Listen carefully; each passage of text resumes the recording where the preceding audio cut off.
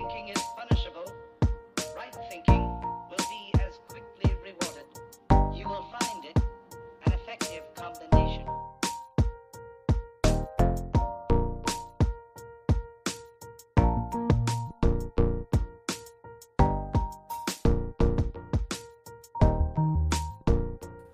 Having some issues. Hold on.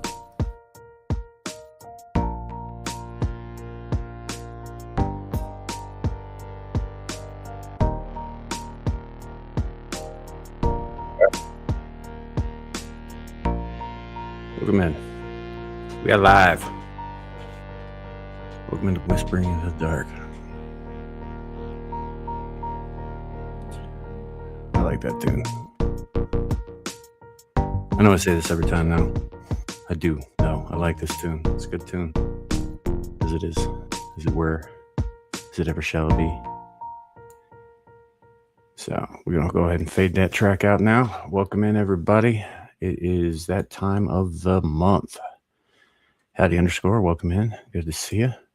My name is Samuel the Infamous, and this is Whispering in the Dark, number 29. We are live currently on Twix, YouTube, and Rumble. A little housekeeping at the top of the show. If you're on YouTube or Rumble, you will see pinned in the comments my good friend Gal's Give Send Go. We are seeing a little progress on there. Last I checked, which was a couple hours ago, it's sitting at 4,610. So we've seen a little bit of progress from last week. If you can help out, that would be fantastic. And if not, share it around, spread it. Give it to all the good people. Like smallpox to the natives. Just make sure it gets in good and impossible to get rid of. Or pick a less horrifying metaphor. Welcome in, old blindy. Welcome in, old blindy. What presents did you bring me? None. Do I look like freaking Santa Claus? Welcome in. No. So today I do actually have something I want to talk a little bit about, but we're probably going to do the usual like rant and rave and meandering thought processes as we go along. But the big thing you might have noticed, background's a little bit different this week. That is because I am still taking part in the hashtag Save Stargate campaign. It is probably not going to be successful if we're honest, but it's good to know that there are a lot of people out there who feel the same way I do. Some of them are more optimistic than others, but I think we're all a little pissed. In that regard, for those of you who haven't been keeping up on this, although most of my audience has probably heard me rant about this on multiple streams by now. Essentially what happened was last year, Amazon Prime, or Amazon MGM, rather, greenlit a Stargate show that was to be show ran by Martin Garrow, or Jarrow, or however it's actually pronounced. I've been saying Garrow for years, so I'll probably continue to say that. Who was a standout writer on some of the previous shows and all that. And he managed to bring in Brad Wright and Joe Malazzi, who were both also very heavily involved with the show running, actually, themselves in the past. They're both got multiple writing credits. And Joe himself has been keeping in contact with the fandom, I think since the message board days, well before YouTube. He's been running a blog for a very long time now and all that. And over on Twitter, he tends to share a lot of, behind the scenes stuff and what we were thinking when we wrote this scene and that kind of thing. And it's been pretty cool. In fact, just the other day, he posted a tribute to Don Davis, the late Don Davis, who played General George Hammond on SG-1. Fantastic dude by all accounts. And I got a little maudlin, and I might have reposted it, and I was like, I'm sad he died before I got to meet him. And I am very, him and Tony Todd, I think, were probably like two people in showbiz that I really wanted to meet. And both of them passed away before I had a chance to, which is unfortunate for me, mostly, if I'm being honest. It's very selfish. I mean, I'm sad that they passed away, and the circumstances for both were not the greatest, but they were good dudes, good dudes. So, but anyhow, so late last year, the show got greenlit. Martin Garrow hosted a live stream that he did in conjunction with Brad Wright and Joe Malazzi, and they brought in the two men who have been maintaining the torch for all of fandom on the internet. They brought in David Reed, and I am trying to remember his name off the top of my head, and for some reason I'm not doing. It's escaping me, and I do apologize, sir, if you hear this. Darren Sumner. That's it. Who run Dial the Gate and Gate World respectively, and I think they initially started out together on Gate World, and then David branched off to do what he's referred to many times as the Stargate Oral History Project, which is a series of interviews and special features and all kinds of fun stuff that basically is chronicling the history of Stargate and the people who worked on it. It's very cool stuff. Anyway, those two guys are basically responsible for keeping the fucking lights on with the fandom. They may take issue with my saying that, but it's true, guys. You guys are awesome. We owe you a lot.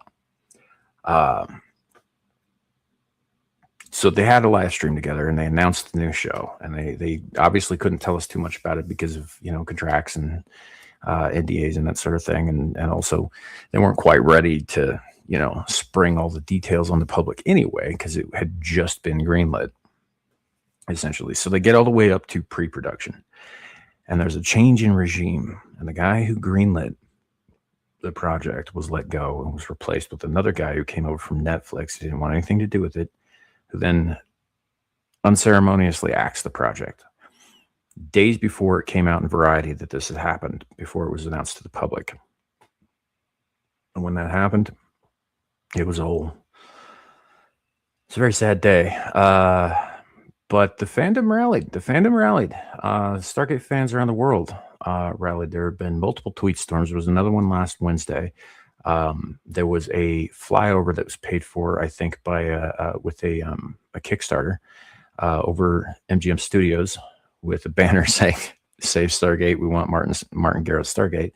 And just recently, I found out that not one but two of the screens in Times Square's New York are showing, I think, every 15 to 19 minutes, Save Stargate ads, which is very cool. It's pretty rare that a fandom will come together and do something like this. So we'll see what happens with that. But I'm going to be keeping up on this and trying to help out and being a part of this as it goes forward.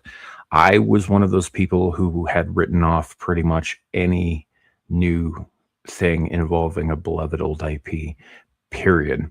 And I was very, very surprised at exactly how hard that hit me with this particular one.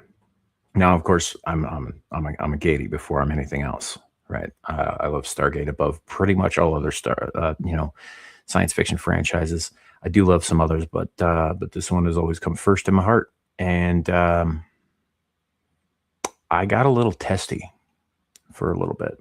I got a little angry. And I tried to listen to David Reed's and Darren Sumner's advice about trying to stay positive and keep it positive, keep it cordial, keep it civil. And I think for the most part I've succeeded, but I do think that if you go and you read any of my particular stuff that tags Amazon MGM directly, or Amazon Prime directly, or any of that stuff, there's a detectable level of rage just below the surface, and it wasn't intentional, but I think that it is there, or maybe that's just the way I see it when I read it back. But so I got pissed, and I wasn't the only one by a long shot, and it was a whole thing. Now here's the thing, right? Martin Garrow is a very good writer. He is, however, also responsible for some things that I'm not a fan of, like the Quantum Leap reboot a few years ago, which is not good, right? Now, that's not to say that he can't do amazing things. I know that he can. I've witnessed it. So, from my perspective, it was look. This could turn out to be a pile of steaming dog shit. It absolutely could, especially given Amazon's track record. Especially given, like think Wheel of Time or Rings of Power or that kind of thing. But and it could have been a complete shit show. But I asked myself and others multiple times, what if it wasn't? What if it was great? Right? And now we'll never know. Amazon's not going to greenlight this. They're not going to bring it back. I don't believe that this campaign will be successful in that regard. I think it's successful in other ways, but in that regard, I don't think that's going to happen. I think that we made some noise. Amazon is very well aware of the noise. It is somewhat telling to me that, number one, they didn't put any kind of public acknowledgement of the cancellation out whatsoever. Somebody within Amazon talked to somebody at Variety first, and that's where the information came from, and that's all the information that we have because of NDAs and contracts and that sort of thing. But Amazon MGM themselves have been stunningly silent. They haven't said anything about any of it, not once, which is an interesting thing. So I don't know. I mean, I guess there's always a chance. There's always a chance, but I don't think that that's going to be the case. I think they're going to go ahead and ignore the fandom, despite the fact that this could make them oodles of money. That's not what they're going to do. What they're going to do is they're going to do what I feared they were going to do when Jeff Bezos announced the acquisition of MGM back in I think it was 2023, 2023. When he said we're going to take this in exciting new directions for a modern audience, which is code for we're going to insert a bunch of shit that does not belong into it.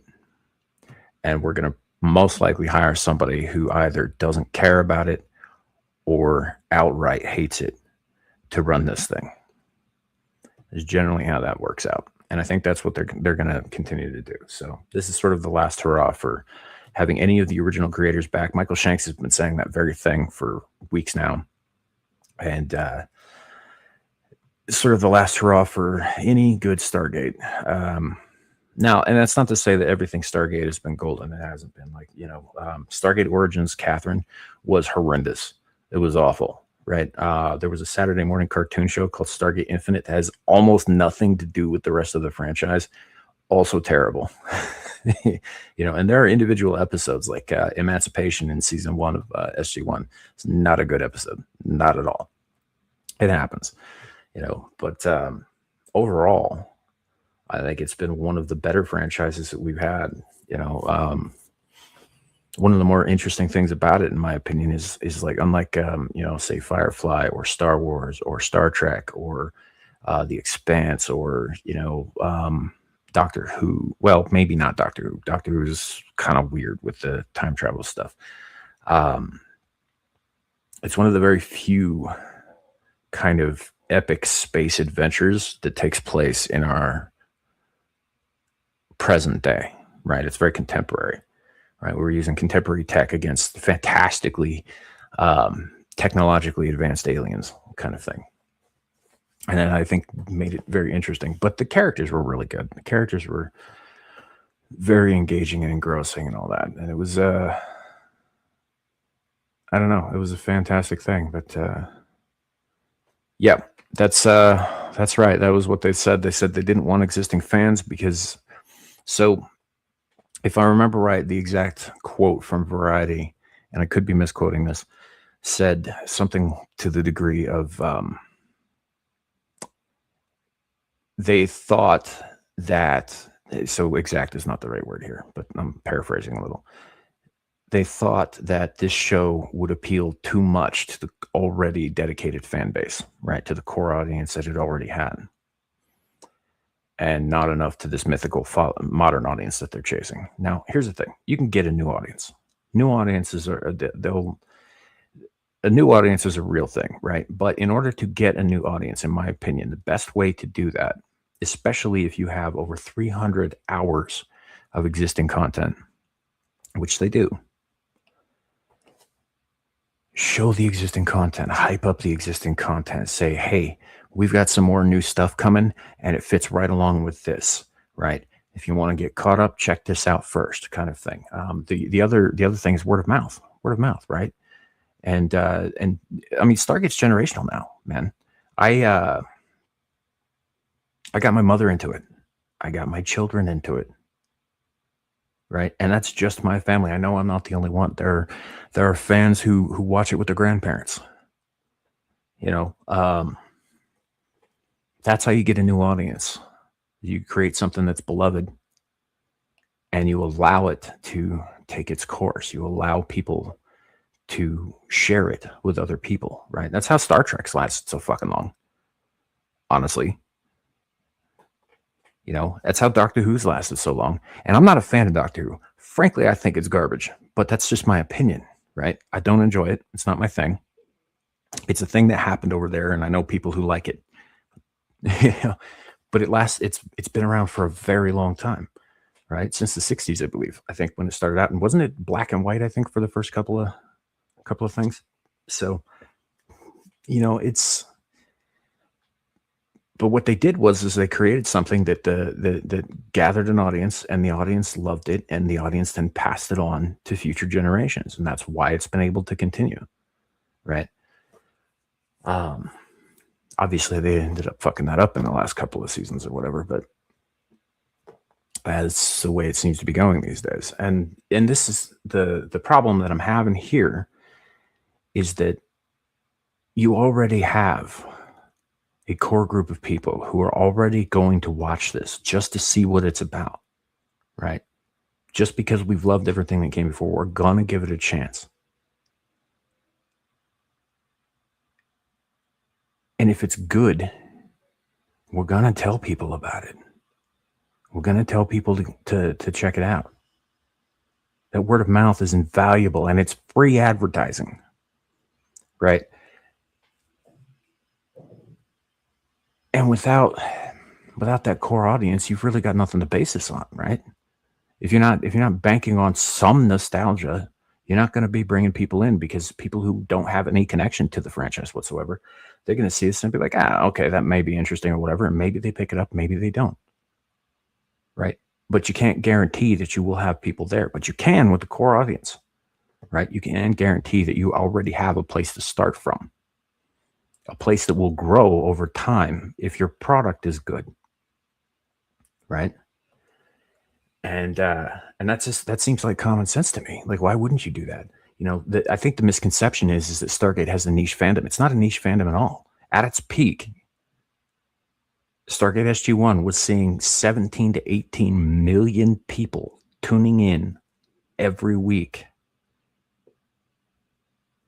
17 to 18 million people every week. And that fandom has only grown since then. A lot of us have grown up. A lot of us have had children. A lot of us have spread the love. And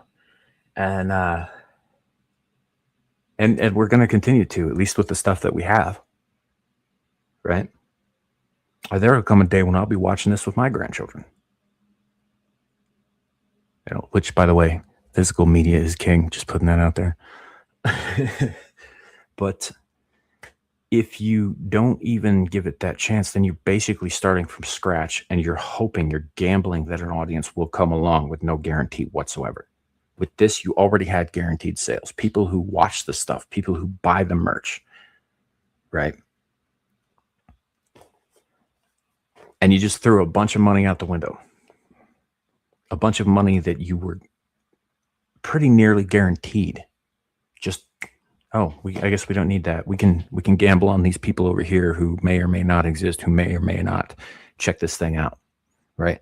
Who may or may not stick around after they've checked it out initially. It just seems like a poor business decision, especially given that MGM only has 2 properties that are worth a damn, and the other one is James Bond. If you're just going to throw it all out the window, let's start from scratch. Why not just start a new thing? Why put the label on it? I mean, we know why. if I want to get into the nitty gritty of activism in Hollywood, which I kind of really don't, because I don't think this was an activism decision. I think this was a poor business decision made by a guy who did not give a shit about the product. 1 second. So I just don't know. I don't know what the hell this dude was thinking. I just don't know what this dude was thinking. I don't. So we got a couple of things that I want to go over a little bit with this. I've mentioned already the Times Square. Obviously, this is my solo stream. I don't have a producer here. Unfortunately, bringing things up on screen is not going to be feasible with my current setup. But that's all right, because I can. I guess the main thing I wanted to get across to you guys was I was going to read something out. So there is an open letter that was written recently to Amazon MGM. And we're going to read that out. So just one moment. Let me double check something here. Make sure I got the right thing.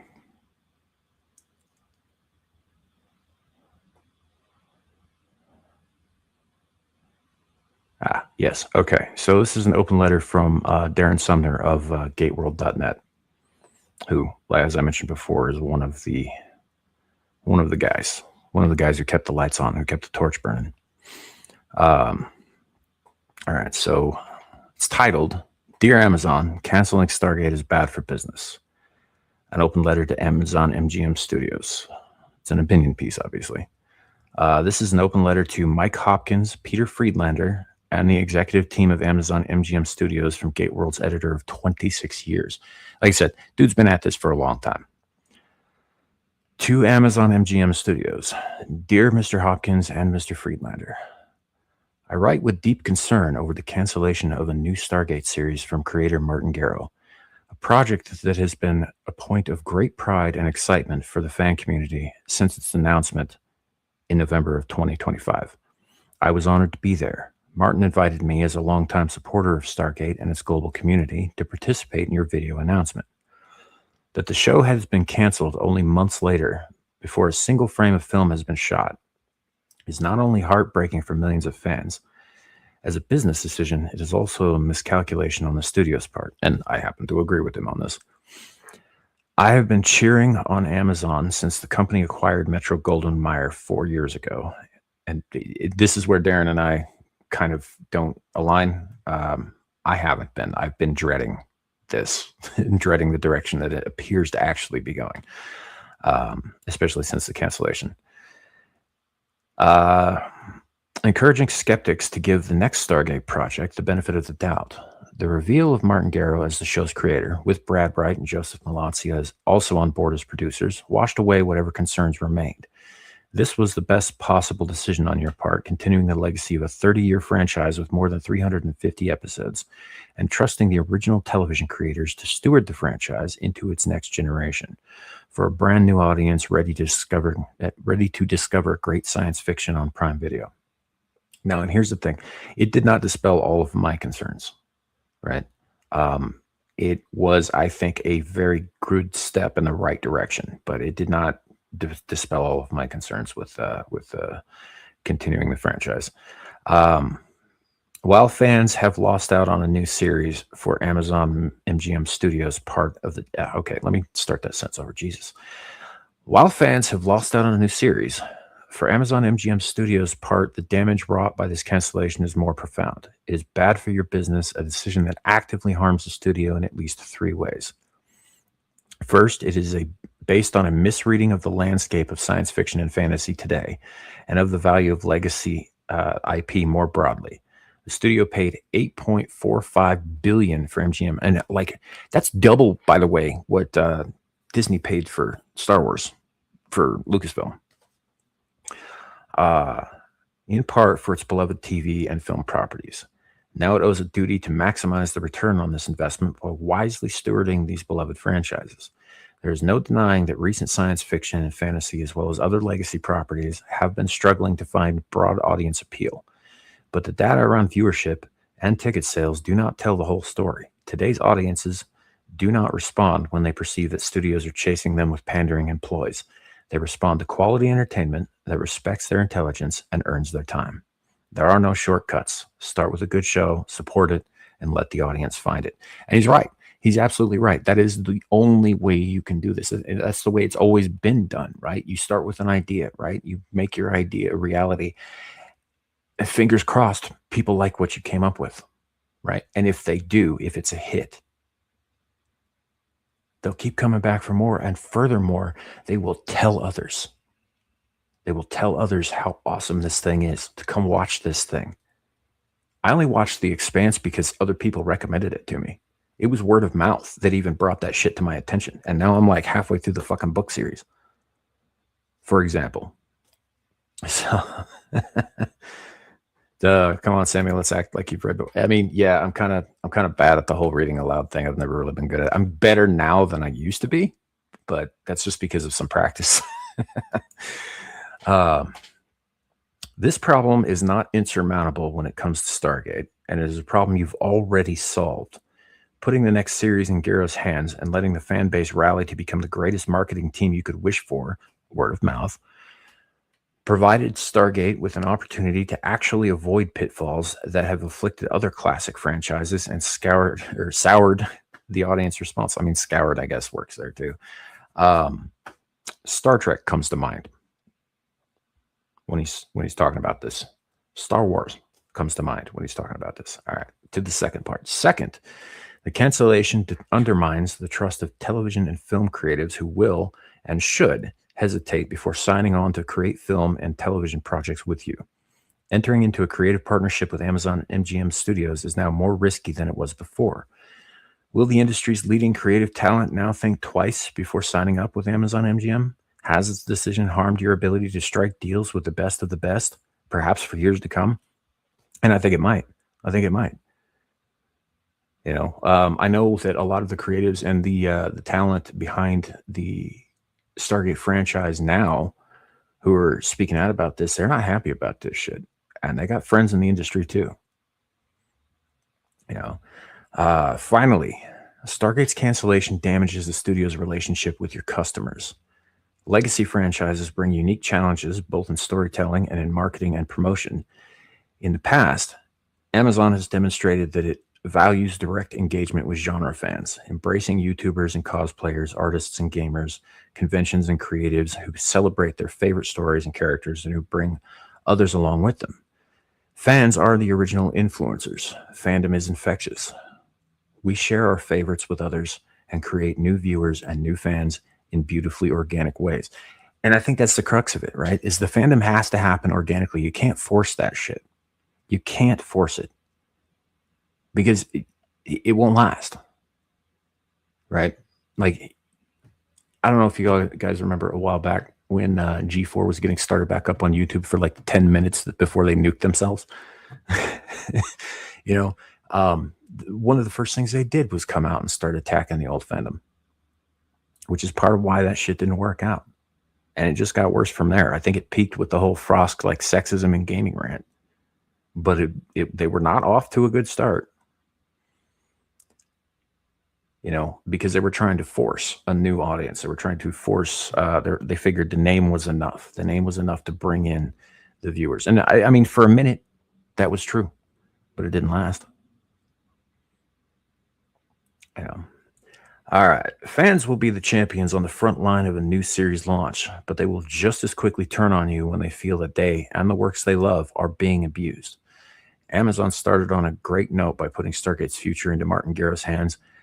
And our polls on gateworld.net and YouTube show that more than 30% of fans, 90% of fans, Jesus Christ, I think my eyes are going out. 90% of fans were planning to watch this new show. Most of those with eager excitement, or at least cautious optimism. And I mean, a little bit of morbid curiosity on my part, I have to say, because I didn't quite trust this, but I was willing to give it a shot, is the thing. And I think a lot of people were. Most of those with eager excitement. Okay, gotcha. Skip it. In a fandom now in its fourth decade, those numbers are astounding. Unfortunately, Stargate's cancellation has broken this trust.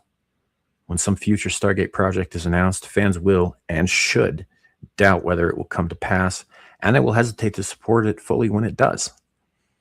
You have laid the groundwork for years of distrust towards anything that Amazon might do with the Stargate brand, and only a speedy reversal of this enforced error can hope to heal that rift. I implore you to reverse this decision before it is too late, not just for the sake of fans, and not even just for the good of a legacy franchise you are responsible for stewarding. You will not avoid the fate of other franchises by dropping this show. In fact, this will create for Stargate the very problem you wish to avoid. You should act to reverse this decision because it is unequivocally in the studio's own best interest to do so. Restoring Martin Garrow's Stargate production and empowering him as a creative to make the show he wants to make will restore your customers' trust, prove the critics and naysayers wrong, and revive a powerful IP that stands ready to embrace its next generation of global viewers. Respectfully, Darren Sumner, owner and managing editor, GateWorld.net. And shout out to Darren. Appreciate you, buddy. Appreciate you writing that for us. On the whole, 100%. 100%. He ain't wrong, Amazon, if you're listening. He ain't wrong. You know, and I mean, yeah, it could blow up in our faces. It could be a complete shit show. It might be just the worst thing ever made. That's absolutely a possibility. And frankly, the fans will be the first people to let you know when that is the case, or if that is the case. But again, I ask, what if it's great? Amazon, if you're listening, what if it was great? Because it could have been. But we won't know unless it happens.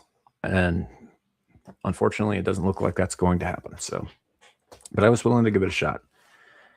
I'm still salty about it, and I'm probably going to remain salty about it. The good news is I do have 17 seasons, 2 made-for-TV movies, and the extended theatrical release of the original Stargate movie from 1994 on DVD. And I do watch them regularly. So it is what it is. But, you know, I mean, at least we have that. And I mean, honestly, not that many franchises go that long. You know, there are a handful that you could say that for. Star Wars is one of them, although arguably about half of that was absolute garbage. Star Trek, same thing. You know, there were a lot of people who really hated Enterprise. It grew on me after the first couple of seasons, which were very, very slow, but that was true of every Star Trek series except maybe the original one. It grew on me. And looking back, I quite liked it. Quite liked it. I didn't like Voyager very much, but I have other reasons for that. That whole mess. I'll get into that another time. But yeah, very few franchises have gone that long, have that many episodes under their belt. You know, I mean, 17 seasons of 22 plus episodes per season.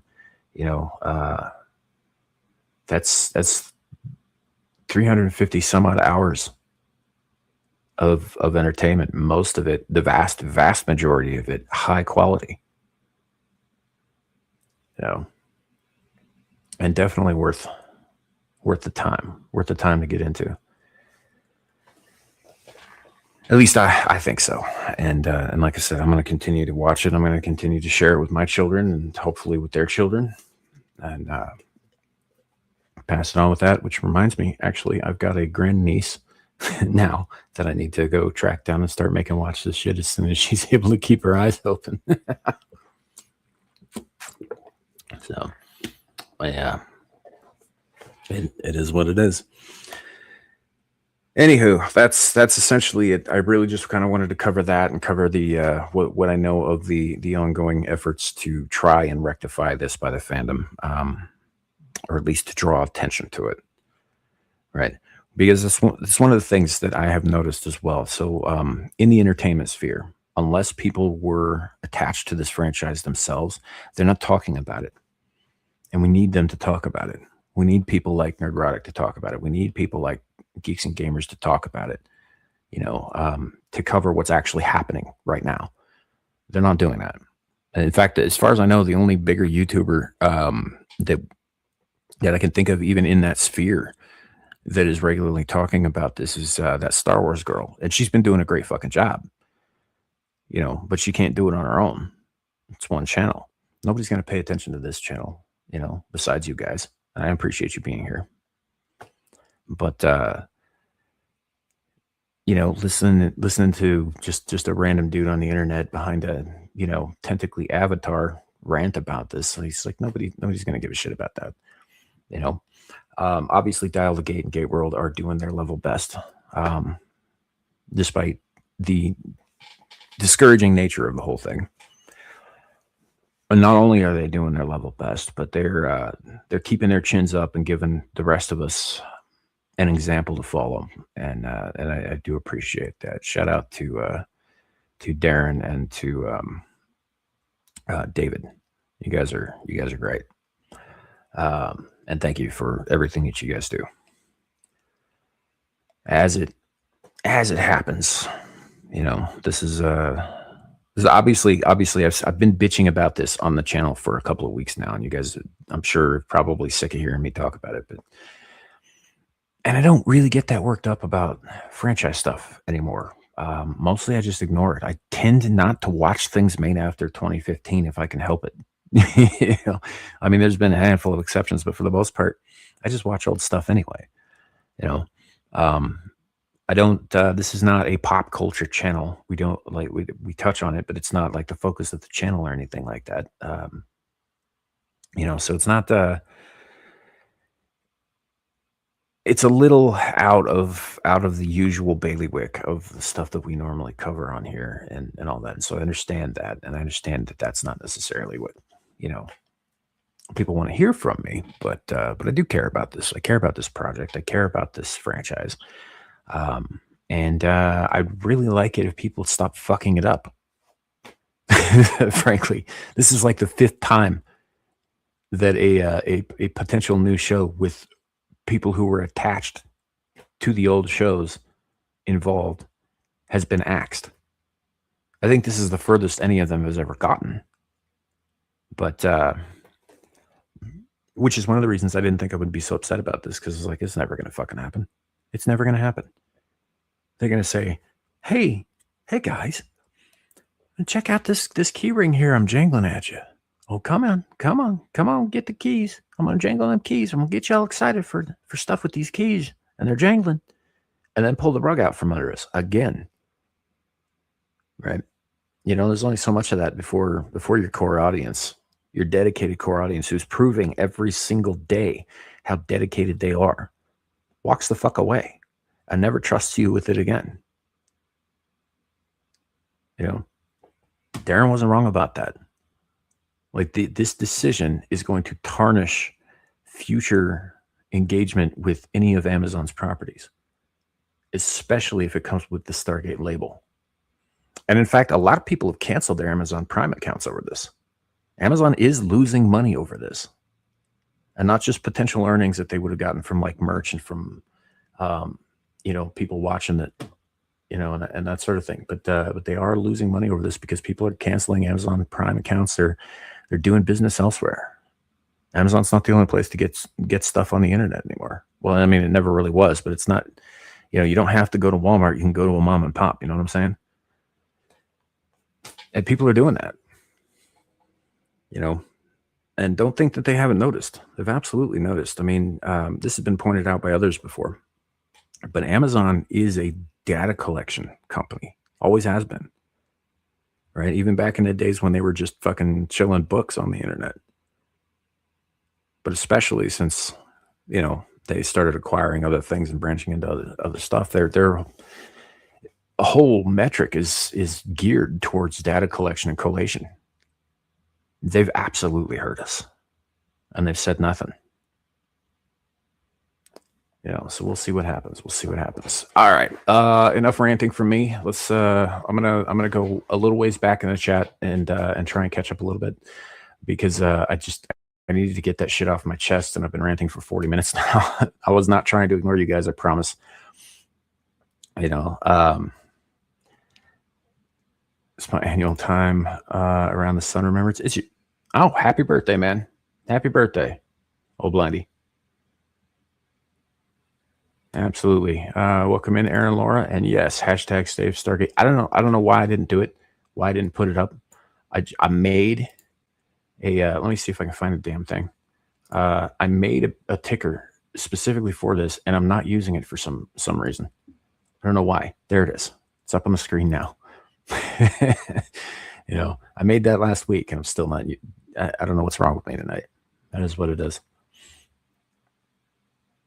Make my TV show, or I will unleash the rage and power of God and anime upon your unworthy heathen skulls. Mildly angry. I mean, that is mildly for me.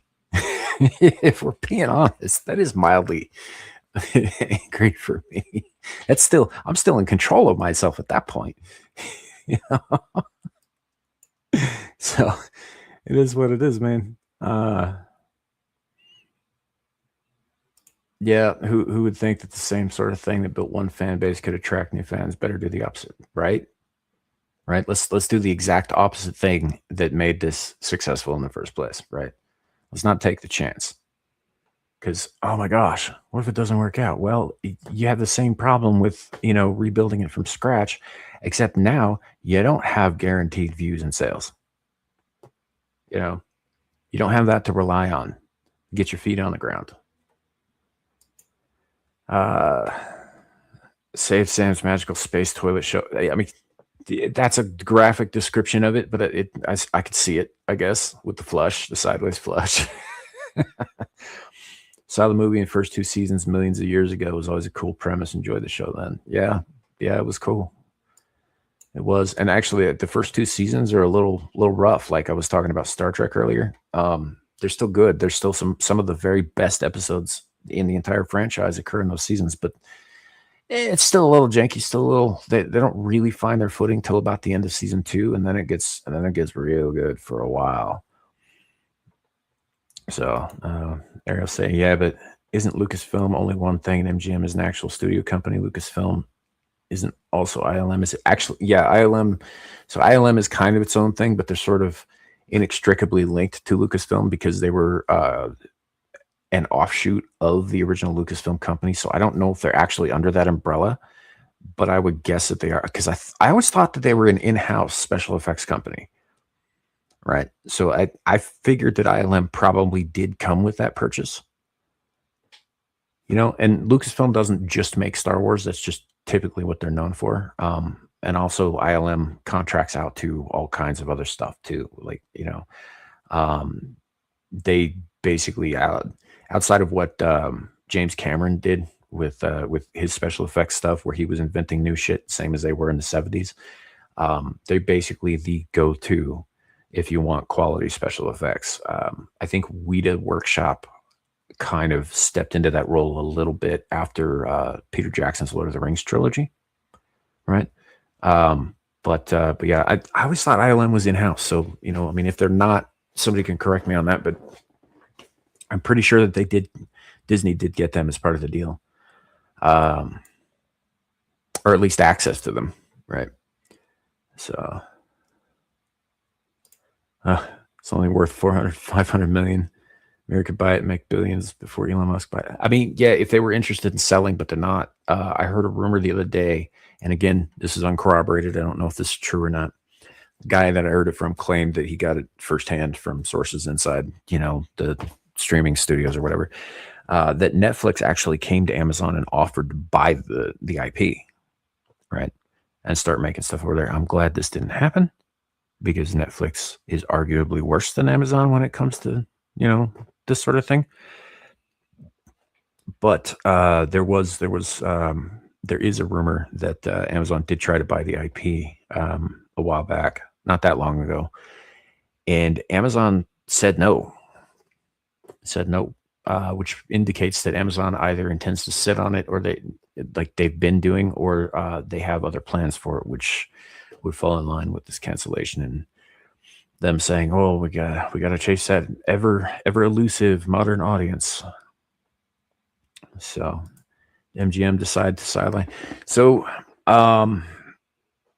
I believe that it was Sci-Fi Channel because it was made and produced by MGM and all of that. Sci-Fi Channel is the ones who canceled Stargate because all of the Stargate shows were on Sci-Fi Channel at the time, and this was towards the end of the glory days of Sci-Fi Channel when they went from sci-fi to sci-fi, SYFY, which is fucking stupid. And then they just started leaning into like wrestling and reality TV and just getting away from what their whole premise was in the first place.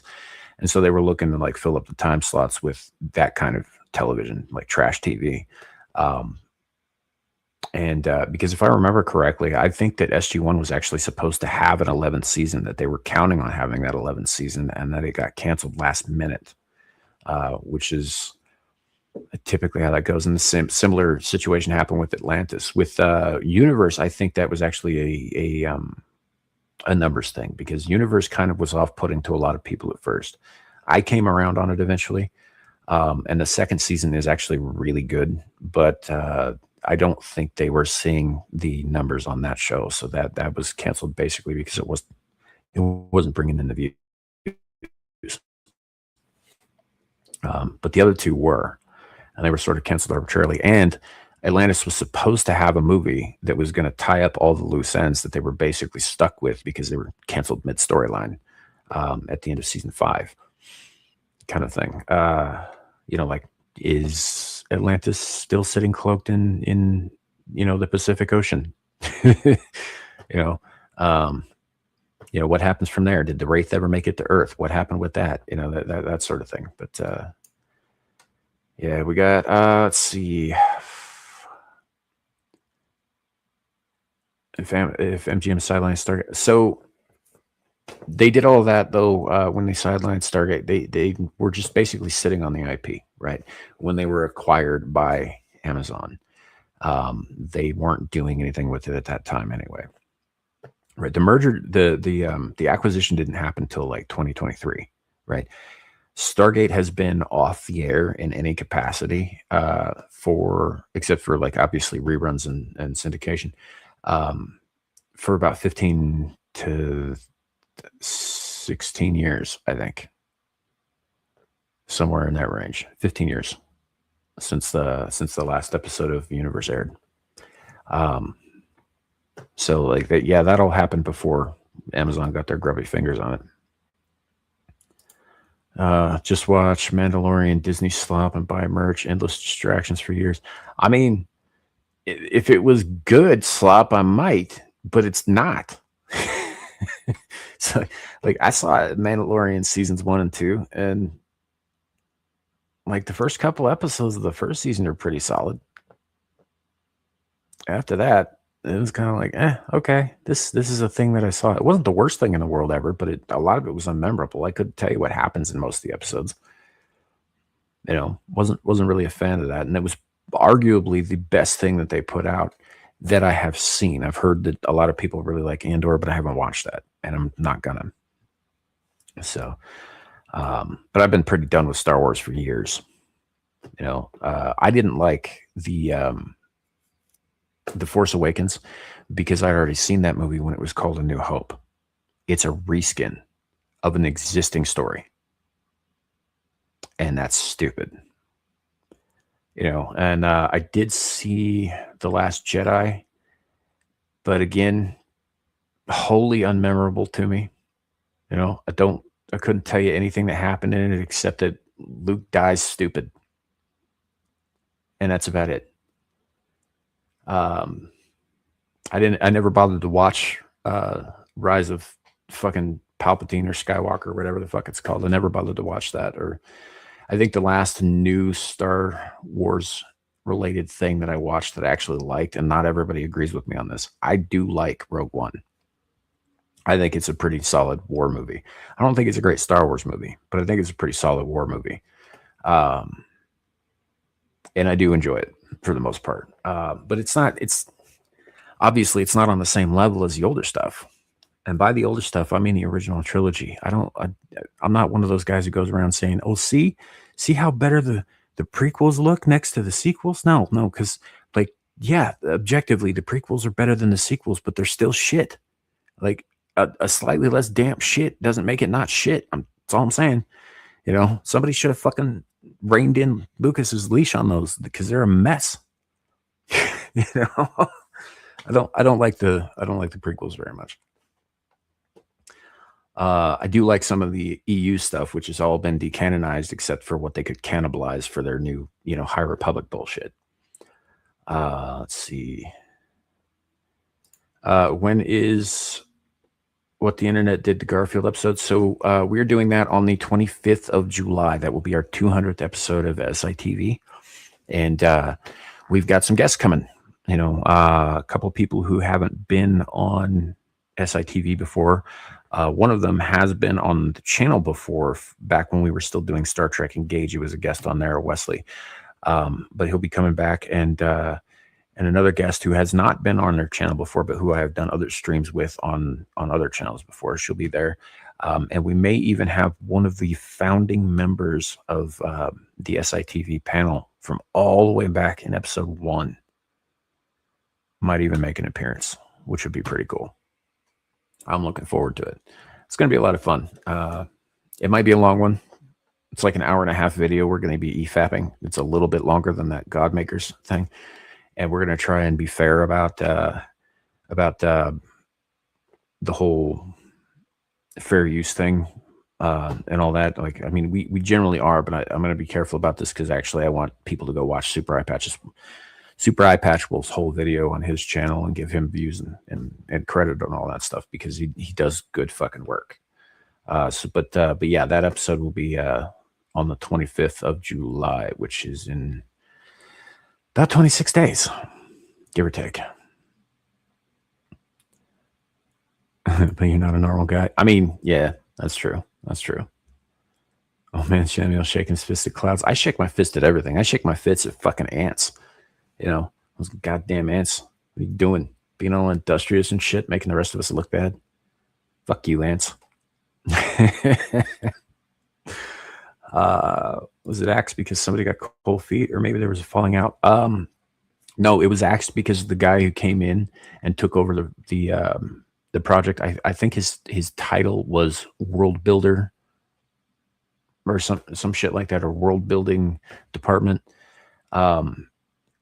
Came in from Netflix and axed it because it wasn't his project, because it was a project from the guy who previously sat in that chair.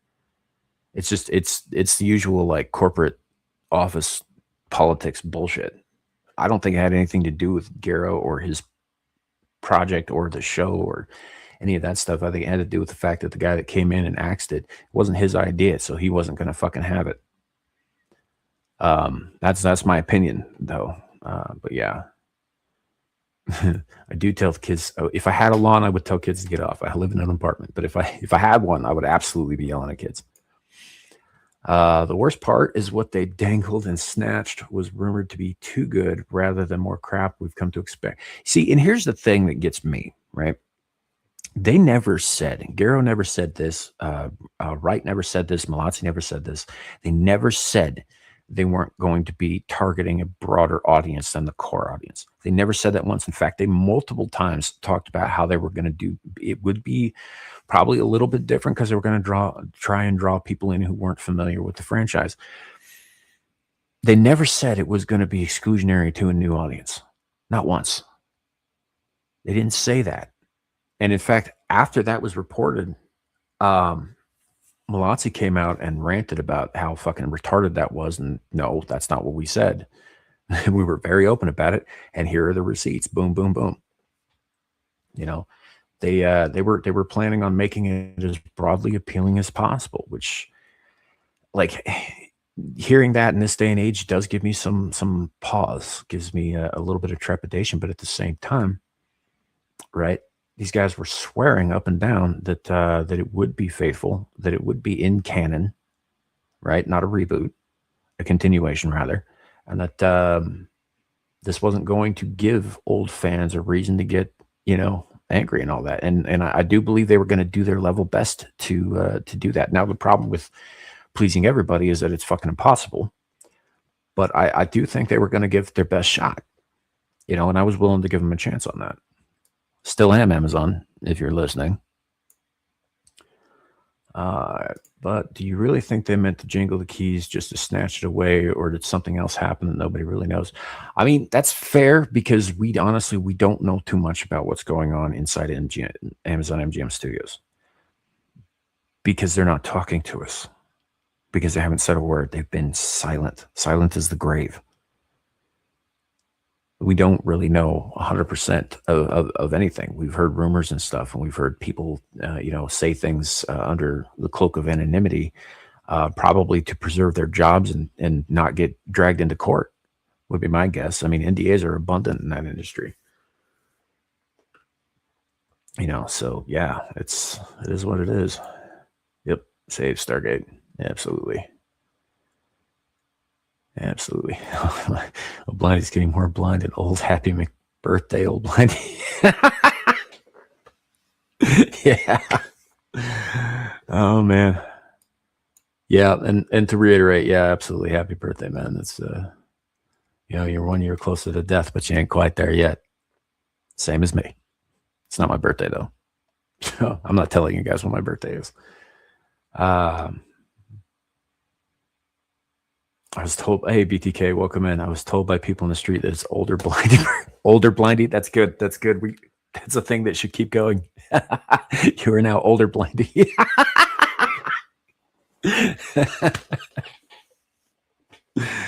Oh man, welcome. That is really fucking funny. I'm gonna if I remember, because I have a shit memory for these things, but if I remember, I'm gonna use that in future live streams because I think it's pretty good. Yeah. Disney got ILM, Skywalker Sound, and LucasArts along with Lucasfilm. Yeah, see, that's what I thought. But I'm not a numbers guy. I don't really follow the corporations that well. There are other guys who do a much better job of that, like Culture Casino and The Joker's Voice. And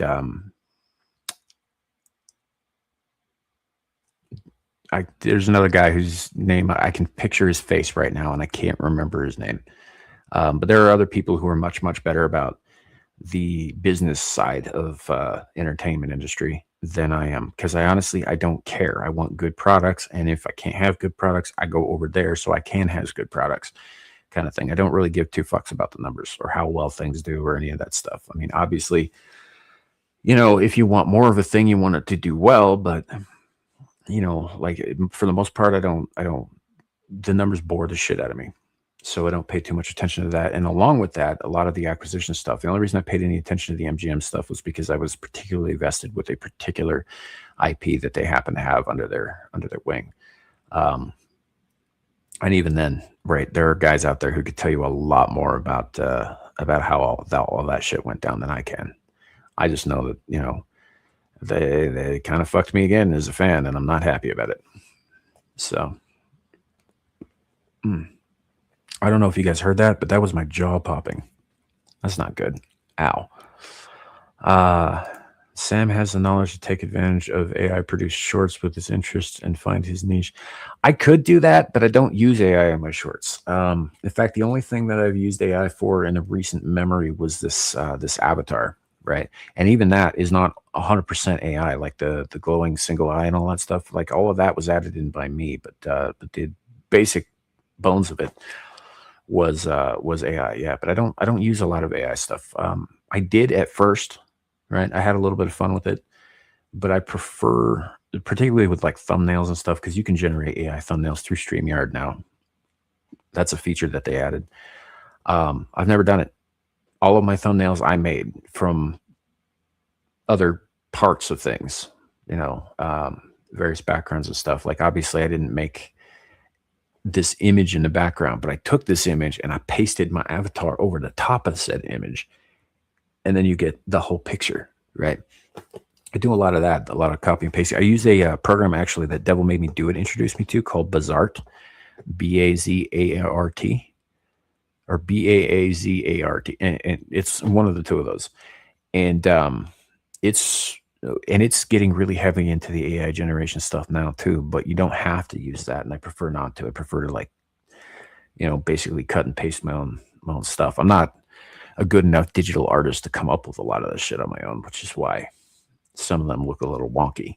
But it's something I'm getting better at because I'm practicing at and I enjoy doing it. So I don't do AI for the still images, and I'm not going to be doing AI content on YouTube or anywhere else as far as like shorts and that kind of thing, because I run into far too many of those things on my own feed, and I find it fucking annoying. Every time I hear those like tinny little AI voices going on about facts and then mispronouncing specific words that should be very easy, and also completely ignoring the placement and function of punctuation as they speak, it's very angerifying. I don't like it. So I don't want to be that guy. So if all of my shorts are cut from live streams that I've done, right? All of that comes from like live stuff. And probably will continue to do so. But I don't know how deep into the AI thing I go. I think the most that I do with it nowadays is I will pick fights with Grok because it's a fun way to spend my time sometimes if I can't sleep. But beyond that, I don't really fuck with it too much. I'm not a big fan of it as it is. So, all right, let's see. Well, the Wraith did make it to Earth. The Wraith ship was just destroyed, so they could do a replicator thing and have a small group of Wraith landed on planet or crash, land in escape pod. Okay, so if you're referring to the second to last, the penultimate episode of season 5, the one where Joe Flanagan was a detective, that's actually in an alternate universe. It's in a parallel universe. That didn't happen in the main timeline. So, but it's in the finale, the Wraith hadn't crossed the gulf between the Pegasus and the Milky Way just yet. They were still in transit, and it wasn't just one hive ship; it was like 4. But yeah. All right, let's see. O'Bliney's really 25 years old, but wants a gravitas of 8. I mean, why else would you put old in your name on purpose? So, at least I'm accused of being 15 and 20. Dude, just take the compliment, man. I would. So, all right, let's see. And I'm still trying to catch up on the chat, guys. It is what it is. Aaron Laura, cool. I'm halfway through a rewatch of the Garfield video to refresh. Nice. It's a fun video. It goes to some places. That's all I'm going to say about it so far for those of you who haven't watched it. But we will have the link available when we go live for that. And I will also have a link to Super Eye Patchwolf's YouTube channel as well, because I think he deserves the views. He's a much bigger channel than we are, much bigger channel. But he also puts a fuckload of work into these videos, and he is very, very good at them. They're very entertaining and very well researched and all that, and worth watching. No, that's pod racing. It's worth the whole prequels. Life was never the same afterwards. Man. Look, I will grant you that some of the video games that were spawned from their prequels were pretty sick. But the movies themselves, like Attack of the Clones is just bad, man. It's not a good movie. Like, it's got a couple of salient points, and there's some really, interesting things in it. But overall, it's a CGI mess. And in fact, I'd say the same thing about A Phantom Menace. Like, the Phantom Menace had a couple of cool things in it, but man, you get to that bit at the end where the Gungans and the droid army are facing off on Naboo, right? And it's all just one CGI blob. It made my eyes feel like they were fucking bleeding while I was in the theater. I could not get through that scene. It was horrible, really hard on my eyes. And I was like 20 at the time or younger. I couldn't deal with it. And it just got worse from there. I would say that probably the best of them is Revenge of the Sith. Revenge of the Sith was actually pretty good, with the exception of a couple of shots at the end of the movie, which were fucking retarded. But overall, Revenge of the Sith was a pretty solid film. as far as they go. It still doesn't touch the original trilogy, in my opinion. So, my memory, I'm not sure what you're talking about there. I used a tobacco pipe in college for gravitas and to buy time to seemingly puff and think of an answer. I copied the professors. That's actually not. That's kind of genius, man. It's kind of genius. You put your eyes up, you stick the pipe in your mouth, you lean back a little bit, and you just kind of like puff on the pipe a little bit, and it gives the impression that you're actually thinking when you're just scrambling for something to say. Yeah, that's pretty good. It's pretty good. F them ants, damn straight. F them ants. Was looking forward to the modern audience update when I'm assuming you meant Teal'c. Teal'c and Daniel admitted they were in the closet and everyone are furries. No, see, the furries are the furlings. We've never encountered them, but we know they're out there. It is worth noting though that Michael Shanks and Christopher Judge, who played those characters, are very close in real life. Just saying, they're both, as far as I know, married with like children, and I think Chris Judge actually has grandchildren. I might be wrong about that, but I think he has a grandson. So they were at least a little straight. Reminds me of the Muppet joke from Muppet Treasure Island where they had old Tom, really old Tom, and the dead. Yeah, yeah. That or the one from Young Frankenstein where they're getting down into the laboratory and they get to that shelf and it's got all those dead heads on it, and it was like 3 years dead, 1 year dead, 6 months dead, and then freshly dead. But it wasn't. There was no like severed head there. It was just Igor hiding behind the fucking thing, and he goes, "I ain't got nobody." Anyway. I love that gag. It's good. It's good. You'd think my Blue Origin Bezos, who's reportedly all in on Rings of Power, no matter how hated it is, he would have been stoked for more Stargate. I mean, yes and no, I guess. I mean, if you remember, Blue Origin is basically shaped like a giant dick. I think he sees himself as more of a Dr. Evil type, if we're being honest. I don't know. I think he was excited about some of it, but I don't know. I don't know. Maybe not. Maybe not.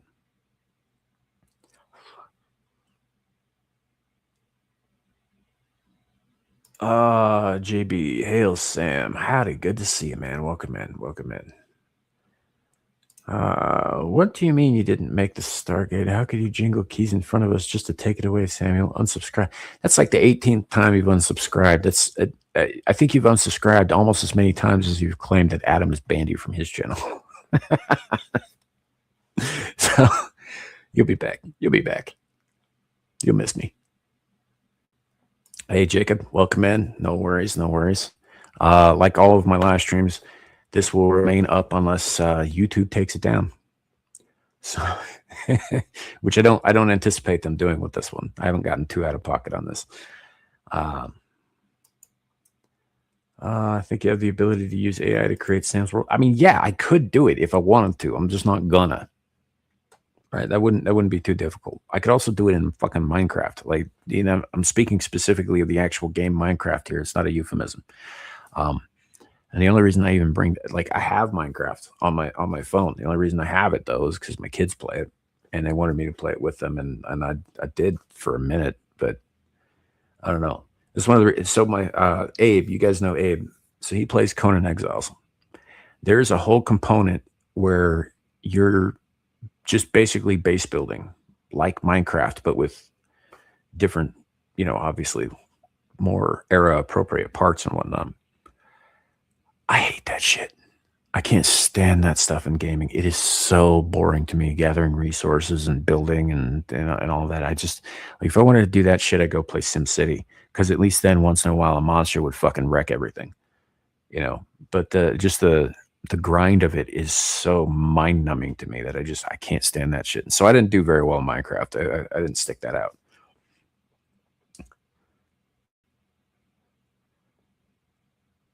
Race ship and Atlantis were fighting above the planet. I think you might have been talking about the Wraith escort. There was a Wraith escort, I think, maybe. I'm gonna have to rewatch that, but I don't the Wraith themselves, um, because there were several hive ships in transit, and those are the ones I'm referring to when I say did they ever reach Earth. But I'm gonna have to rewatch that because I don't recall that happening. I know they were fighting above the planet that Atlantis was leaving in Pegasus. You know, so I don't know. The race ship had one of the ZPMs or whatever, and it was becoming stronger, damaging a couple of Earth ships in the process. Again, I'm gonna have to go back and check that out because I don't recall that happening. But if you're right, I'll absolutely admit it. You know. So, all right. If you want to succeed or to be successful in job interviews and dates, just work in. Now that's pod racing and you can never lose. I'm not doing that. That's not happening.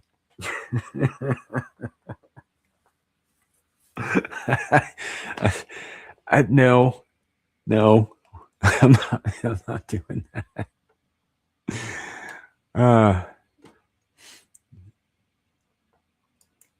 That's a terrible idea, man. My brain was abnormal. In fact, it was. All right, I think I got us all caught up on the chat there. I think so. Yeah, I don't know. We'll see what happens. We'll see what happens with it. I hope that the attention that has been gathered, because this isn't just the United States thing. This has been worldwide. The hashtag Save Stargate movement.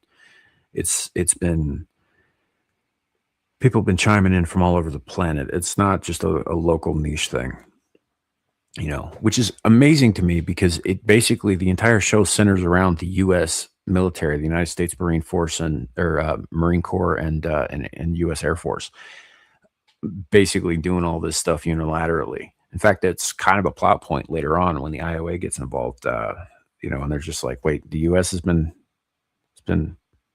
fighting aliens on behalf of all of us without telling us? How dare you, sir? Got very UN-y. But yeah, I don't know. We'll see what happens, I guess. Be interesting. I would be interested to see if they ever actually did it, like if they ever actually do like disclosing the Stargate program to the public, right? Which, by the way, Steven Spielberg is the only disclosures day that I am actually interested in, because we all know that the real government is never going to disclose any real fucking information about anything of the kind. And your movie seemed like that exact thing.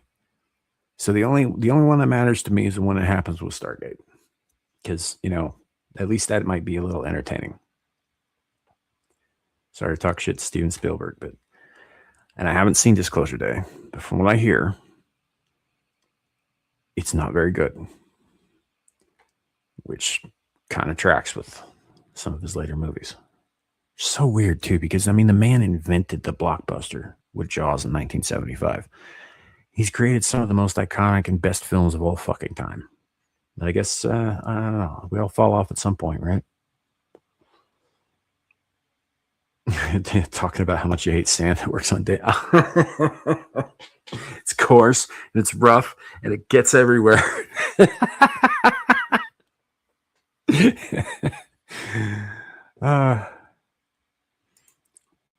Sending Tylenol to Sam so he can autistic enough to obsessively farm materials in Minecraft. Yeah, that's not happening. Oh, the only reason I'll ever pick up Minecraft again is if my kids ask me to, and I doubt that's going to happen because I don't think either one of them play anymore. So, I understand why people love Minecraft. It's not that right. It's like, it's just not. It's not that interesting. You know, it can be fun for a minute as long as you're playing with somebody, but doing it by yourself, man, is a slog. Not to mention all of the other problems that come with that. One of my relatives once built this entire massive futuristic city, and it took him years, right? Then he decided to go exploring. Well, these worlds that you can build in are functionally infinite, right? They're always generating a new horizon and all that. So you can basically go and go and go and go and go.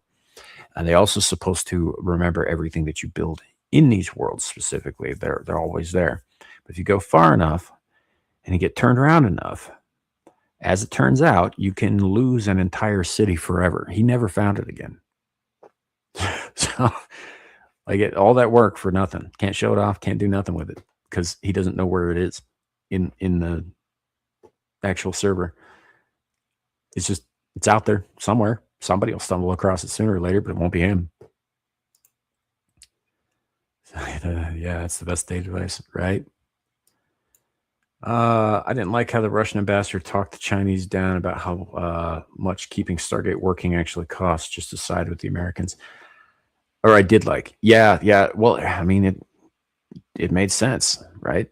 I mean, politics works like that. It's like, let's let them do all the heavy lifting and then we get the benefits later than them, but we do get the benefits, right? Kind of shit. No, he was very, very shrewd about that. I was actually sad when that character died. I'm pretty sure he was piloting, or he was commanding the Korolev when it was destroyed by the Ori. But yeah, I'm gonna have to go back and watch all of this shit again. You guys know that, right? I'm just gonna have to start watching Stargate again for the 100th time. I miss it already. We're gonna get into that here. I'm gonna get into that. I mean, you guys can't watch it with me. It's a whole thing. Like the DVDs are physically in the room with me, so there'd be a process. But yeah, it's. I don't know. There's other stuff going on in the world, probably more important stuff. But I think something that came up the other day. I was interacting rather with an account that I interact with pretty regularly on Twitter called Hollywood Horror Museum. And these guys, it's a joint account. It's a business account. So there's multiple people who post on there and stuff. And they were talking about a film that came out, I think in 2011, 2013, somewhere in that era, called Megan is Missing. And it was made with actual things that actual missing girls have actually said, like online and in texts and that sort of thing. All of the dialogue was from that shit. And it was basically about missing girls getting tortured to death. Horribly.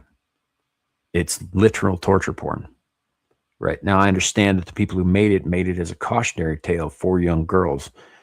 You know, and I understand the purpose behind it, but it's not something that I care to watch. And I think one of the things I mentioned was the reason I don't like torture porn, despite liking horror as a whole. And I don't consider torture porn to be horror any more than I consider suspense to be horror. Like Silence of the Lambs is a crime thriller and it's a suspense movie. I wouldn't consider that a horror movie, for example. Even though I will watch it because it's excellent, but that's not. It's not in the same category for me. But the torture porn is just about getting off watching the worst things imaginable happening to people. But the absolute worst thing for me, the thing that really puts me off about it, aside from all of the horrible shit that's in it that you have to live with having seen, is the fact that the very idea that flies in the face of the entire concept of escapism, right? It just destroys the concept of escapism. Because you're not escaping. You're watching things that can, will, and do happen to very real people somewhere in the world, right? That's not escapism. That's rubbing your nose in the shit that's already going on and the awful things, right? Which is why I can watch, say, Pinhead do very similar things to people, because there's an element of the fantastic in those movies, right? He's a demon that gets summoned through a magic Rubik's Cube. You know, that lends an element of the unbelievable to the whole thing, and it makes it much more palatable for me. Whereas if it's just some guy who's luring teenage girls into a fucking basement dungeon to rip them apart with like death traps and shit, that kind of shit happens, man. There are people who are that deranged out there. That does not need to be my entertainment. I don't need that shit in my head. I see enough awful things as it is that are very fucking real. I think we all do. That's not escapism to me. You know, and I think that's the worst part of it, is it's not about escapism. It's about, oh, well, this is realistic. And it's like, well, yeah, but why would you want that to be your entertainment? Why would you not want something that was a little fantastical, a little more on the out there, a little less likely to actually happen, to be, it's an awful, awful, awful thing. I don't particularly care for it. 50-foot drops character building. Shut up.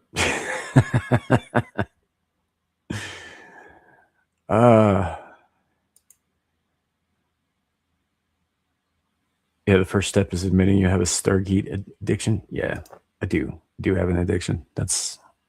I might be a little unhealthy.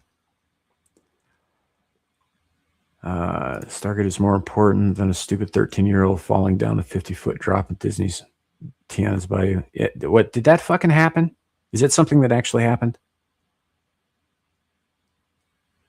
Because honestly, I didn't see that. And if there's footage, I'm glad I haven't seen it. I'm so fucking sick of seeing bad shit happen to people, especially kids. I usually feel that suspense movies are usually more horror than actual horror movies. Well, I mean, it kind of depends, and it depends on how well they're done. If it's like a psychological thriller, I can get behind that. Like Silence of the Lambs has gross, visceral stuff in it, but that's not really what the majority of the film is. The detective work and the psychological battle of wills between Agent Starling and Hannibal Lecter, right? And Hannibal's only in like fucking 17 minutes of the whole movie. But Anthony Hopkins totally steals the show there. But a lot of it is just basically detective work, and the aftermath of things that you never actually see on screen, and they do it very, very well. Human Centipede isn't horrific. No, Human Centipede is it's horrific, but I wouldn't call it a horror movie, if that makes sense. Like I group torture porn separately from horror movies, in my opinion. And it's not, again, this is just the way I see it. It's not that I don't think there's any like set in stone genre boundary there or anything like that. Subgenre maybe. But yeah, Human Centipede is pretty horrific. The second one's much fucking worse.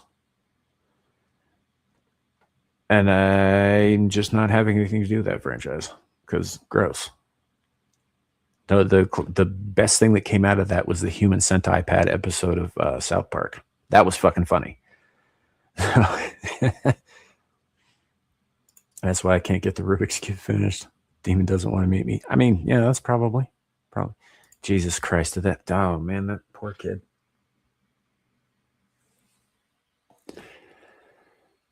I don't know. Do you guys ever get tired of fucking hearing about all this awful shit? Like, and sometimes it's just an accident. Sometimes things happen. Like, with Venezuela and their earthquakes here recently, a lot of people are dead. A lot of people are missing, and it's awful, right? It's one of the reasons I haven't really been covering it too much on SITV. Is just because there's so much awful fucking footage out there. And it's actually horrifying. I did see one though where they did manage to find the lady alive and intact under a collapsed building, and they got her out safely, and that was very cool to see. Especially given how exhausted everybody who's working down there to save lives actually is right now. Human Centipede is the most fucked up thing I've ever seen. Yeah, I would stop there, dude. Don't go any further down that particular rabbit hole of that type of film, because there's much fucking worse out there than the Human Centipede. Human Centipede is one of the more mainstream ones, and that's saying if you catch my drift. So it's like the Jack Sparrow is like the worst of the movies, but you have heard of me.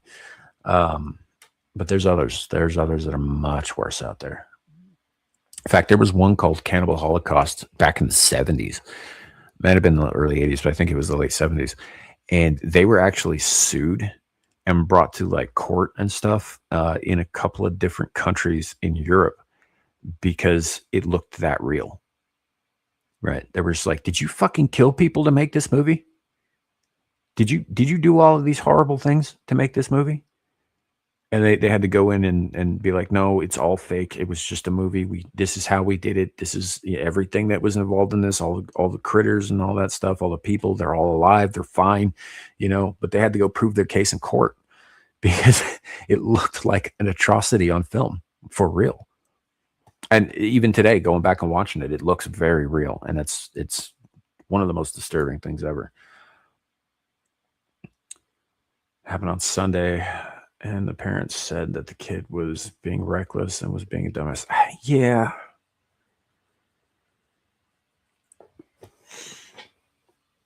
Yeah. It's still an awful thing. Even so. Yeah. Yeah. Underscore. Yeah.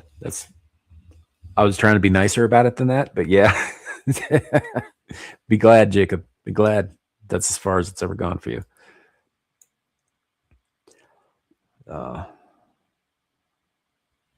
Yeah, it's like, I mean, slasher films are a subgenre of the horror, but there typically is an element of the fantastic to the most famous of the franchises. For example, Freddy Krueger is a dream demon, right? Jason Voorhees is an unkillable undead, for example. Michael Myers, even if you ignore the Thorn trilogy later that puts this whole like supernatural curse involvement with like druid shit and all kinds of other stuff involved in there, he was still very weirdly teleporting in those movies, and he never moved more than like 3 inches an hour. When you were watching him, it was like trying to watch water boil or whatever. It takes fucking forever, but if you turned your back, he'd be like right behind you, kind of shit. He was able to do some shit that just not possible, that they don't really explain in those films. So like I think yeah, like they do qualify as horror, but they're a subgenre of horror. They're kind of their own thing. I'd agree with you there. Human Centipede doesn't work. You run out of Pepto-Bismol before the stitches and indigestion screws everything up. It doesn't work because you can't digest shit, right? Like I don't know if you've ever actually like. I don't want to talk about Human Centipede because I'm about to describe exactly what happened in that movie, and I don't want to. So we're moving past it. Kid survived. Good.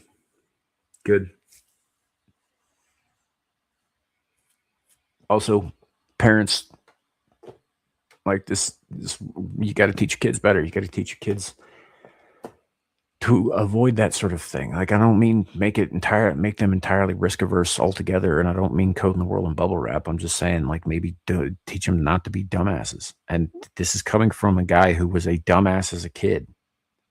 I got into a lot of trouble, and I got beat up pretty bad by stupid decisions. So no, that's good.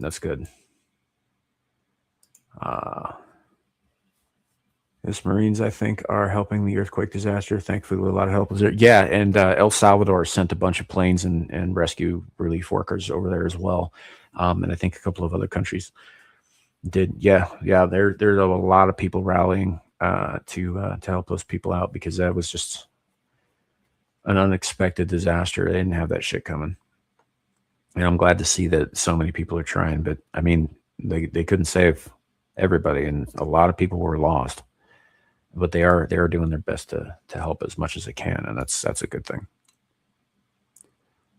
So it didn't work the first attempt. Yeah, don't do it. Underscore, just don't, just leave it right there.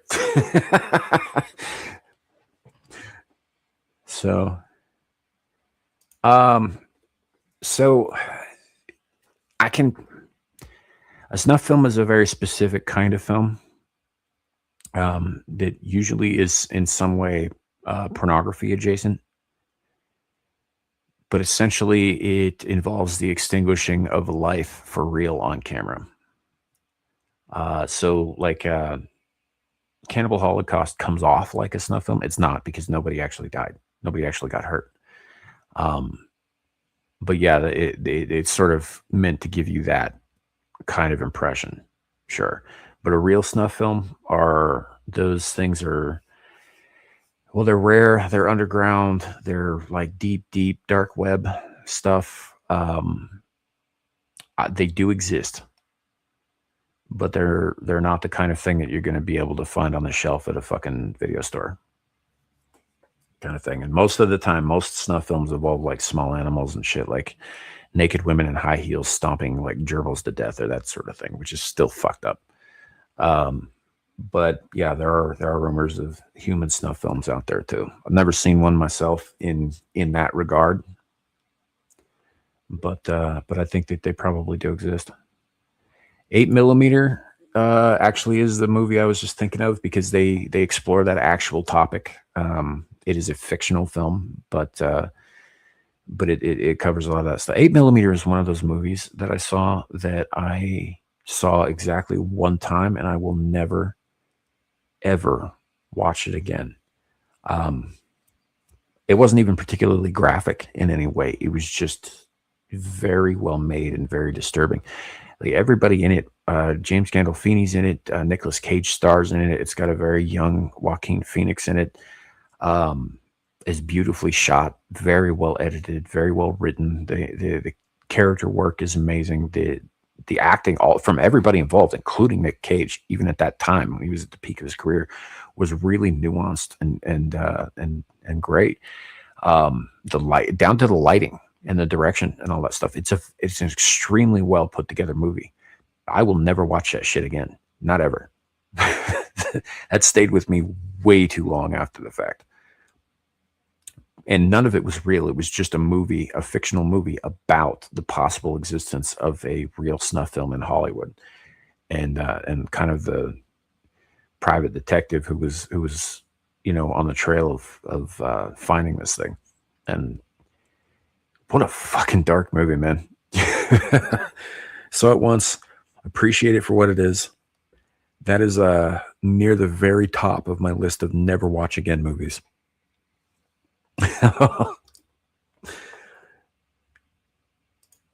So then, did the earthquake gonna cause Venezuela to switch from communism?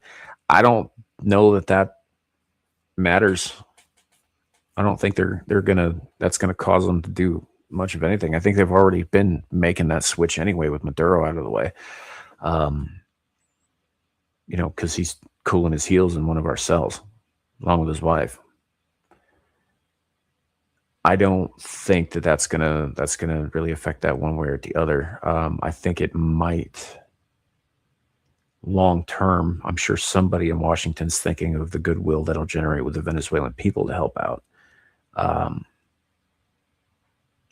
But I don't know. I think the only thing anybody on the ground's concerned with is saving as many lives as possible. Getting as many people who are injured help as quickly and efficiently as they can, I think, is the concern right now for anybody who's involved with that. And that would be my concern as well. I do find it interesting how quickly our people mobilized to get to another country on another continent to help them out of this massive disaster. I don't have an issue with them doing it. It's a good thing that they're there. It's a good thing that they're helping. But they couldn't help out with La Hyena. They couldn't help out with that fucking disaster in North Carolina with the hurricane.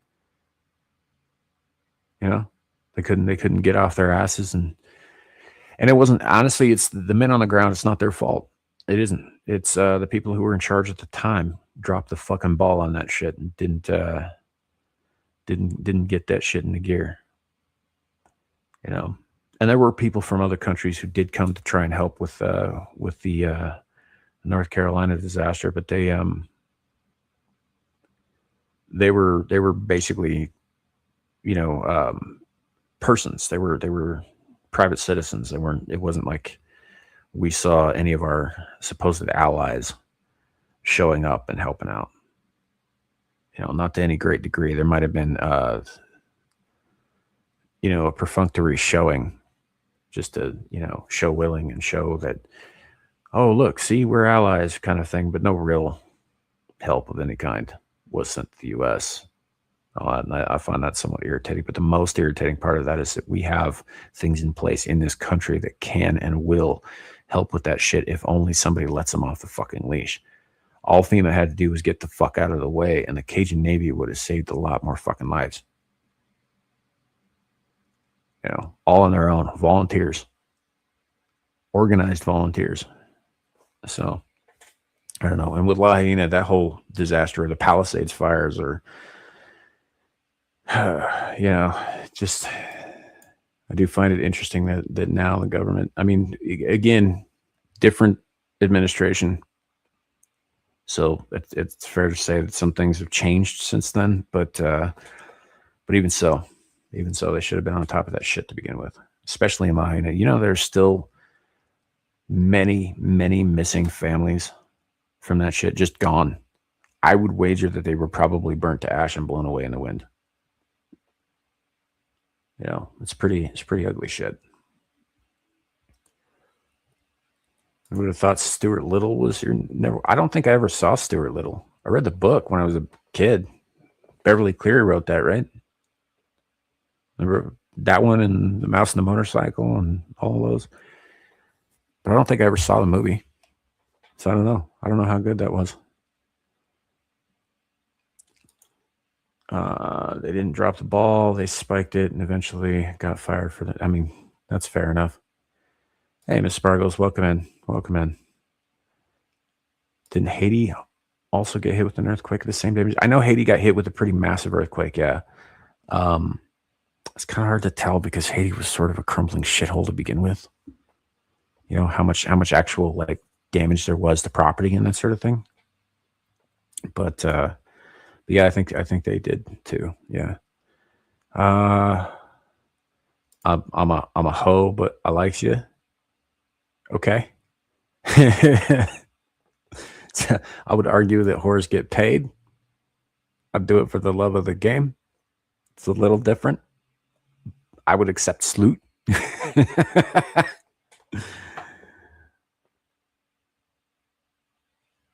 The book is weird. Yeah, well, I mean, they were kids' books, so yeah, they were a little strange. But I mean, I grew up on like Madeline L'Engle, for example, who wrote A Wrinkle in Time and all of the subsequent books that came after that. I grew up reading that stuff. I grew up reading H.G. Wells and Bram Stoker and you know, Edgar Allan Poe, Mark Twain, that sort of thing. So, you know, I didn't watch a lot of. I mean, to be fair though, like Beverly Cleary was writing in the 50s. She wasn't exactly a contemporary of mine or anything when I was a kid. I think she was still around, you know, but she wasn't. Like most of those books that are famous of hers are written in like the 50s and 60s, I think. I like Stuart Little. I enjoy Michael J. Fox voicing Stuart. I also liked Mouse Hunt with Nathan Lane. I didn't see that either.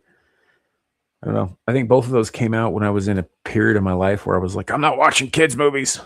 You know, I didn't have any kids of my own yet. I was on my own. I was like, I want to watch adult fare and I want to put a bunch of stuff up my nose and drink a bunch, get into fights and cages. My 20s were interesting. So it's what it is. But yeah, no, I never got around to watching a lot of that stuff just because it just didn't appeal to me at the time. And then over time, I just sort of forgot that it happened. You know, like this one of the reasons that we don't focus a ton on pop culture, because while I've seen a lot of movies, a lot of the stuff I have seen is very niche. And I don't think there's really that big a want for me to expound upon things like that. Like sometimes I bring up stuff that's relatively well known that you guys would have at least heard of, right? Like for example, The Velocipaster, right? Shit movie, a lot of fun. Sometimes I bring up things like that, or like Where Skeeto Nazi Hunter, or Jesus Christ Vampire Hunter. You know, just terrible independent films and all that stuff. But like a lot of the stuff I've seen, like you guys have never even heard of, because I don't watch a lot of the. I do watch a lot of the mainstream stuff, but I don't watch everything that happens in the mainstream. I tend to be a little. I guess discerning is exactly the wrong word, considering the stuff that I actually do watch. But I mean, like there's this film I saw a while back called Dick Shark. It's about a guy's dick that turns into a shark and eats people. Vagina First. It's a weird movie, man, but I have seen it.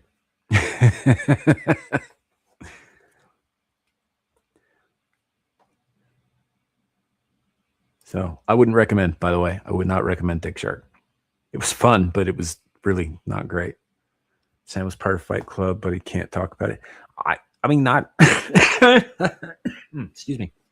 Not a Fight Club per se. I went to the gym and then I worked out and I got beat up in a cage a bunch, and I did a little beating up of my own, but it wasn't like a Fight Club kind of thing. It was all legit and above board. Frankenstein's Army. Hold on a second. I got the wrong one here. Frankenstein's Army. I don't think I've actually seen that one. I might keep an eye out for that. You're not Shoutout, who's never seen a TV and is like, I mean, right? I have to keep explaining to that kid what things are, and that's annoying. Like, just watch what I fucking tell you to watch, and you'll get caught up. You don't need to watch the same, like, 2 movies over and over again. Well, so I don't know how many of you are familiar with the Basil Carlo version of Clayface, right? He was an actor, and he gets this cream that allows him to actually mold his face into new characters and stuff. And eventually he uses it so much that it changes his molecular structure and causes it to lose cohesion. And so he literally becomes the clay, and he can shape himself into anything, but he can't hold the form forever. And it's a whole tragedy kind of thing. So essentially, there's a similar cream in this that allows this guy to mold his dick into a shark, but then it comes alive on its own and it falls off and it swims away in the sewer system. And then it starts attacking people who like to hang out near bodies of water out in the woods. There's also a giant rapey spider in it for some reason that was never explained. It's just kind of in the movie. So yeah, but it's not like a big shark either. It's just like a shark the size of the man's penis.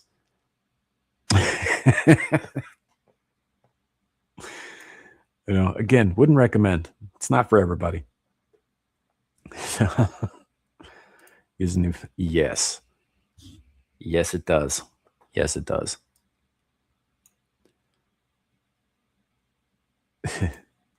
They're coming back at a bad time. Dick Shark. Yeah, you might have.